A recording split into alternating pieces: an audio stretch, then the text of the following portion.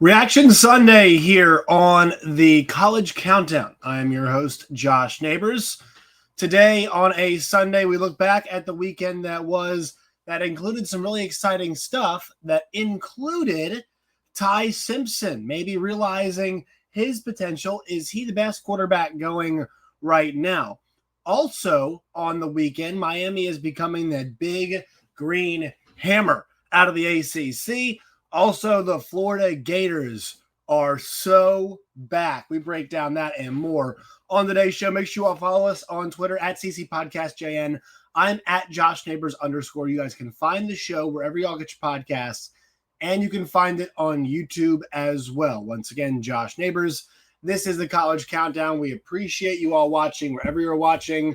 Ty Simpson, Florida, Miami, whatever is on your mind today, let us know in the comment section, and we can probably bring you an episode or at least answer a question about it this week on the show. Jack Allen comes on the show on Wednesday. I'm sure he'll have some thoughts from the weekend that was as we move forward. Also, what a great story we had out at UCLA with Jerry Neuheisel. We had with Nico Iamaleava. We had with that program, and what a sad state of affairs we have happening in Happy Valley. But I want to start with the Alabama Crimson Tide. They get a win over Vanderbilt yesterday. This is not only the game I watched the most, this is the game that I feel the most strongly about that I watched yesterday. And maybe it's because I had eyes on it the most. I also watched that Florida game pretty closely.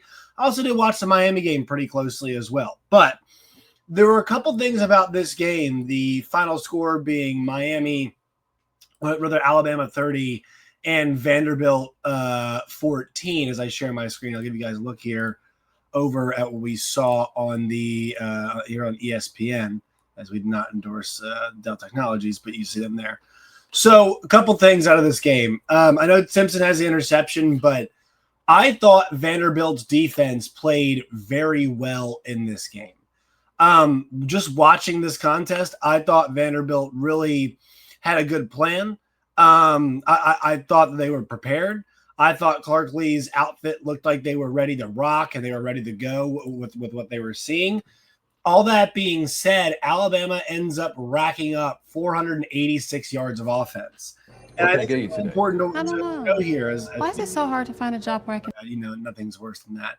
And I think look across the board, like, yeah, Alabama did hit them pretty good. They were 7 of 15 on third down, which obviously is very good. 2 of 3 on fourth down. But if you go check out the drives and how Alabama got the job done, the start is terrible on this. 12 plays, 92 yards for a touchdown. 6 plays, 78 yards, not as far as 6 for 68. 11 for 66, 16 for 69 and a field goal, and 4 for 28. Like, for the most part, Bama really did have to work. And you could say, well, they just drove up another field all over them. Yeah, but I mean, they had to convert 15. They convert 7 third downs, 7 of 15 on third down. Like, they really did have to work in this game. Vanderbilt did make them work. And I think a lot of folks have noted this, but the one throw that really stood out to me was Ty Simpson rolls to his left, has to flip and set his feet, and then make a really nice throw quickly. I forget if it was to Miller or I don't think it was Ryan Williams. I'm trying to think about who it was. It might have been Jerry Bernard. It doesn't really matter. But Simpson sets his feet, flicks it, and there's nothing Vanderbilt's defense could have done. As well as they defended it, there's nothing they could have done. And I thought, to me, that was just impressive seeing Ty Simpson do enough. Because, look, the late touchdown, the last touchdown in this game did not really matter. In the end, Alabama outscored them 10-0 in the third quarter. But this game, to be honest, to me, was a 23-14 game. Because what ultimately killed Vanderbilt was the red zone turnovers. You live by Pavia, you die by Pavia, and that's okay. That's going to happen. Like, Vanderbilt needed to have him be exceptional, and he was not, and he had to take some risks. But I thought Alabama covered them really well in the second half. I thought Alabama's second half defense was fantastic. And I thought Ty Simpson's second half quarterbacking was very good and good enough. And I was very impressed with how he played in this game. And look, this is not some crazy, elite, amazing quarterbacking year that we're having, right? Through about 5-6 games, there's no one quarterback I would say who stands out for being like, absolutely fantastic. Maybe you go and you look at the rankings up and down the board, look at number 1 Ohio State. I think that we would all agree Julian Sain's been good, but he has not had to be great. Carson Beck has been really strong. It's been a strong start to the year for Carson Beck. Oregon, Dante Moore has played really well. Trinidad Chambliss at Ole Miss has played well, but he's come in and subbed, and it's not a guy we're used to seeing. Marcel Reed, I think, has played well there. And look, I said this before, John Mateer has played well, but he's not some superstar. Fernando Mendoza at Indiana has been good. Ty Simpson, I think, has been exceptional. We've seen Jekyll and Hyde quarterback play from number 9 Texas Tech, from a combination of Baron Morton and also Will Hammond. Georgia, Gunnar Stockton's not been amazing. We know that Garrett Nussmeier at LSU has not been amazing. Haynes King's played really well, but he's more of a scrappy type guy. Bo Pribula has been awesome. I think Bryce Underwood looks like he's going to be awesome. I really think that CJ Carr has come on. But you see how we're getting down the list here to have to find quarterback play that has been above and beyond and been exceptional this year. We're having to go pretty far to try and find it. And so I think it's pretty safe to say, is anybody playing better than Ty Simpson? Yeah, you go back and you watch that first game that he has to open up the year. You go back and you watch it. Yeah, I would agree with you, man. He was not amazing. He was late against Florida State. He was not very good. They had to work hard for everything they got in that game. But since then, he's been really good. And I think that it's fair to ask the question, is anybody playing better football at the quarterback position than Ty Simpson is right now? Be hard-pressed to find somebody. I'll take nominations. I'd like to know who you all think out there. Who is playing quarterback better right now than Ty Simpson? But, I think by a combination of factors, due to the fact that elite quarterback play this year has not been in abundance, and that his quality of play right now, it's hard to find a guy playing quarterback better than Ty Simpson. Don't think it's out there to say that. And I think Alabama's upcoming schedule is very interesting. I think their game next week against Missouri at 11 a.m. is very interesting. We'll talk about that more as the week goes along. But, man, I thought it was a lot of crap that Kalen DeBoer took for the way that they played against Florida State, and it's totally fair. But to act like Kalen DeBoer is some bum is ridiculous. And I think he keeps showing up and his teams keep performing well. That was a very well-coached Vanderbilt team that we saw yesterday. I thought, defensively, they look like they've got good players now, guys who belong on the field in the SEC with Alabama. And those guys just, and Ryan Williams and Jeremy Bernard obviously excluded from that conversation. Those guys are a bit extra. But I thought Vanderbilt played really well yesterday. I thought Vanderbilt definitely acquitted themselves yesterday. I thought a 4-point drop to 20th in the country is not a totally unfair thing to have for them. But yeah, I was impressed. I was really impressed by the way that they played. All right, let's hear a word from the folks at DraftKings before we keep on rolling today. Your season, your shot. The NFL season is rolling, and every touchdown can bring you closer to a payout with DraftKings Sportsbook, an official sports betting partner of the NFL. From first touchdown scorer to anytime TD props or the thrill of live in-game betting, every snap is loaded with opportunity. New customers, this one is for you. Bet just $5 and get $300 in bonus bets instantly. Plus, score over $200 off NFL Sunday Ticket from YouTube and YouTube TV. Download the DraftKings Sportsbook app and use code NEIGHBORS. That's code NEIGHBORS to get $200 in bonus bets instantly when you place your first $5 bet. Plus over $200 off NFL Sunday Ticket from YouTube and YouTube TV. In partnership with DraftKings, the crown is yours. Gambling problem? Call 1-800-GAMBLER. In New York, call 877-8-HOPE-NY or text HOPE-NY 467-369. In Connecticut, help is available for problem gambling. Call 888-7-89-7777 or visit ccpg.org Please play responsibly. On behalf of Boot Hill Casino and Resort, Kansas, 21 plus age and eligibility varies by jurisdiction. Fees may apply in Illinois, void in Ontario. Bonus bets expire 7 days after issuance. See sportsbook.draftkings.com/promos. NFL Sunday ticket offer for new subscribers only and auto renews until canceled. Digital games and commercial use excluded. Restrictions apply. Additional NFL Sunday ticket terms at youtube.com/go/NFL Sunday ticket/terms. Limited time offer. Want to thank the folks at DraftKings for sponsoring this podcast, and also want to thank the folks at 365 Sports. Also want to thank the folks at the Rogue Media Network's Corey and Company, Paul Catalina and Company. Glad to have them making this program possible. So, Florida, 29, Texas, 21. I think this game highlights something that we're seeing with much more regularity now in college football. That the college game is becoming much more like the pro game because these games are more even. Like, Florida's home, the environment is great. Texas has a pretty good defense. Florida can match the athletes, though, and Florida played better. And DJ Lagway was not amazing, but made enough good throws. Arch Manning was not amazing, but he did make a couple very good throws in this game. And the big thing that shows up, and if you look at the stat sheet here, you're going to see this, and it's pretty obvious. Yeah, was Florida crushing Texas on the ground? No, but they ran for 4.3 a tote, and their longest rush was 16 yards. So that means that they were pretty consistently getting decent yardage in the running game, and that's what allowed their offense to be a bit more consistent, just applying a bit more pressure. Texas ran for 2 yards a carry. That Florida defensive line has been fantastic all year. And by the way, the Florida is back thing is a joke. I'm not saying they're all the way back. But what I'm saying is that Billy Napier is not a terrible, awful, no good, rotten, horrendous coach. He is competent.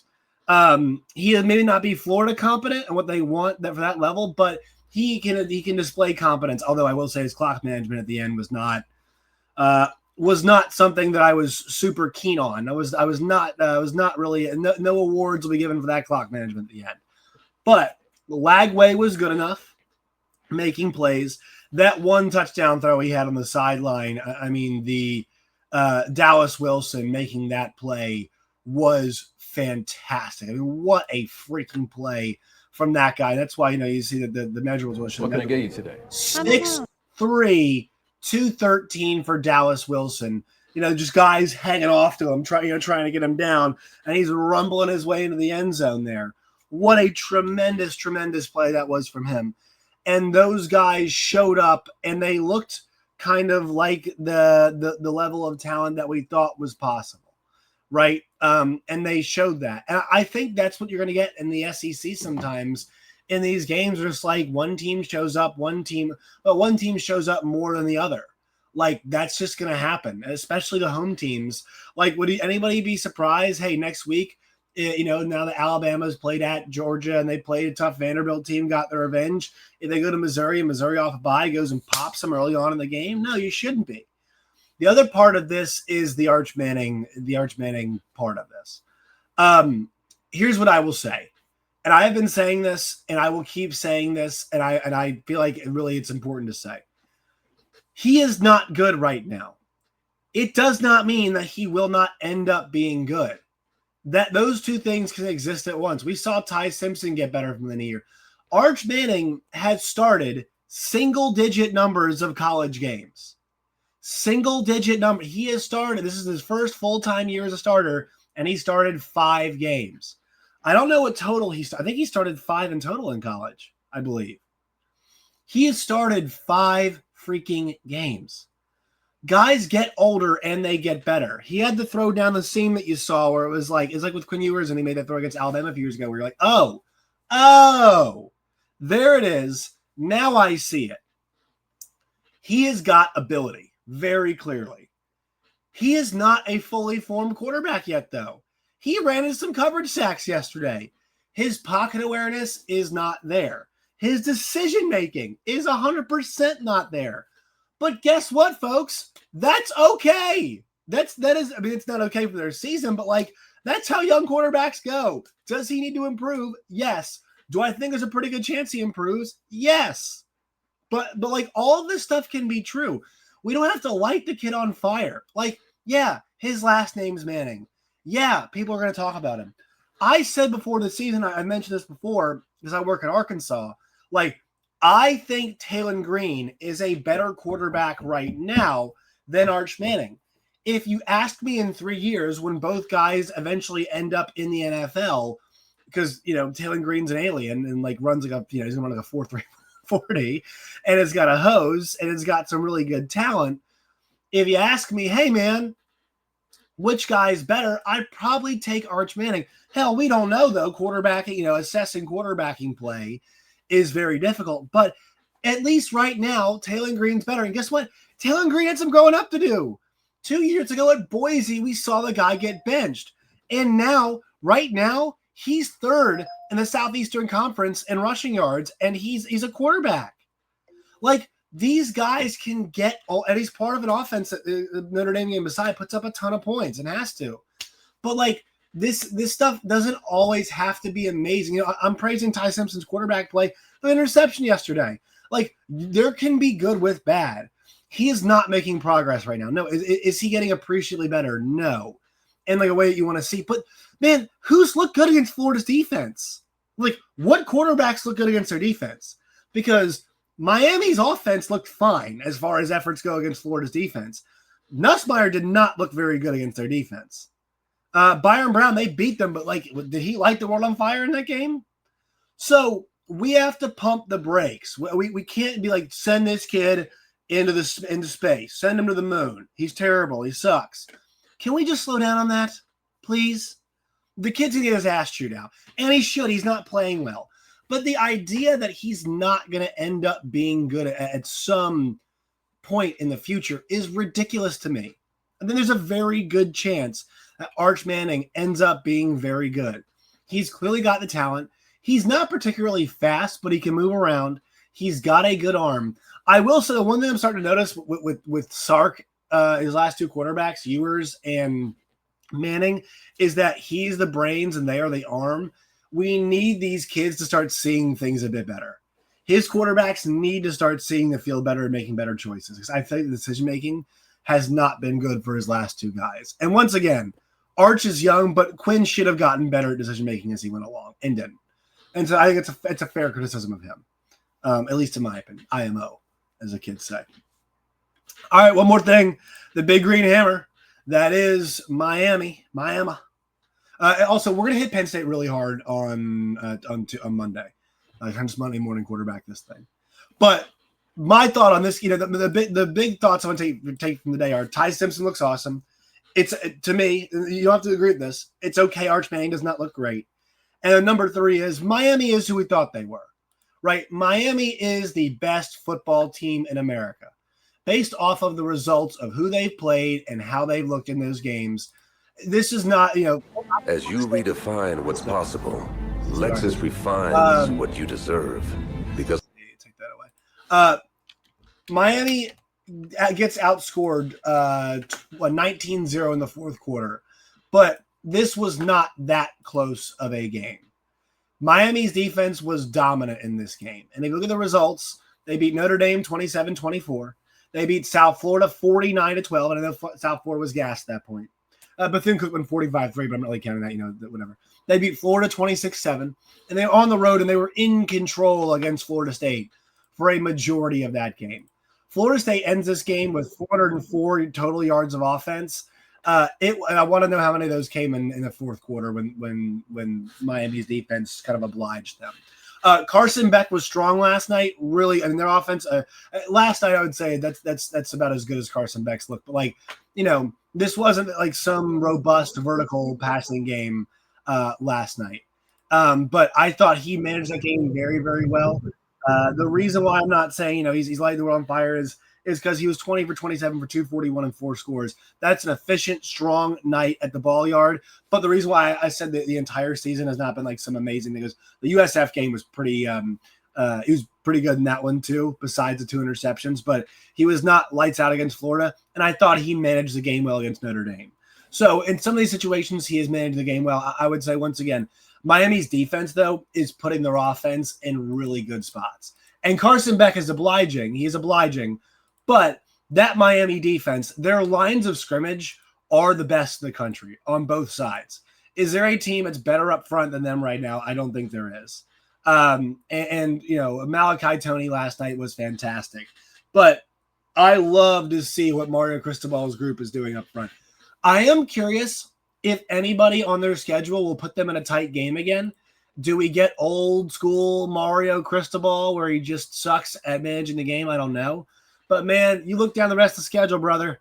Louisville, Stanford, at SMU, Syracuse, NC State, at Tech, at Pitt. I mean, at Pitt can be tough, but, like, there's not a whole lot left there where you're worried about.